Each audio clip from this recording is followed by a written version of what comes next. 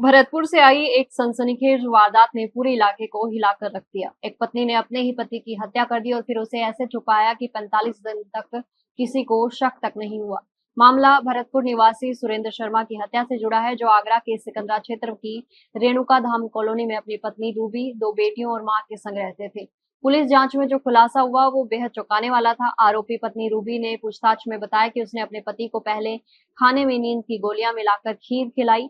जैसे ही सुरेंद्र बेहोश हुए, उसने गला घोटकर उसकी हत्या कर दी। इसके बाद वारदात को छिपाने के लिए उसने ऐसा तरीका अपनाया जिससे पुलिस को भी लंबे समय तक उलझाए रखा।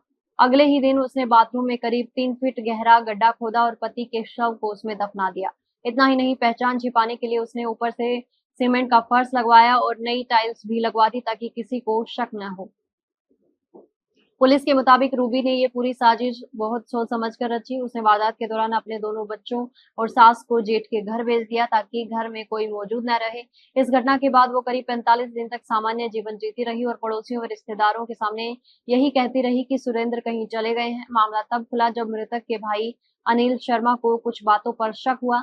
उन्होंने देखा कि सुरेंद्र के गायब होने के बाद भी उनके बैंक खाते से लेन देन जारी था। जांच करने पर पता चला कि एटीएम से पैसे आगरा से निकाले गए, जिससे शक और गहरा हुआ। इसके बाद परिवार ने पुलिस को सूचना दी और सख्ती से पूछताछ की गई तो रूबी ने अपना जुर्म कबूल कर लिया। उसने बताया कि उसने अपने पति को बाथरूम में ही दफनाया है। पुलिस ने तुरंत मौके पर पहुंचकर बाथरूम की फर्श तोड़ी और खुदाई की, जहां सुरेंद्र का कंकाल बरामद हुआ। इस खुलासे के बाद पूरे इलाके में सनसनी फैल गई। पुलिस जांच में यह भी सामने आया कि 17 मई को हत्या की वारदात को अंजाम दिया गया था, जबकि 18 मई से सुरेंद्र के लापता होने की बात सामने आई थी। इसके बाद 26 मई को रूबी ने खुद थाने में गुमशुदगी की रिपोर्ट दर्ज करवाई ताकि शक से बचा जा सके। अब पुलिस के सामने सबसे बड़ा सवाल यह है कि क्या इस पूरी साजिश में रूबी अकेले थी या फिर किसी और ने भी उसकी मदद की। इसी एंगल से जांच आगे बढ़ाई जा रही है। फिलहाल आरोपी पत्नी को कोर्ट में पेश कर 14 दिन की पुलिस रिमांड पर लिया गया है और लगातार पूछताछ जारी है। ये मामला सिर्फ एक हत्या का नहीं बल्कि एक ऐसी सोची समझी साजिश का है जिसने परिवार, रिश्तों और भरोसे से सबको हिला दिया है।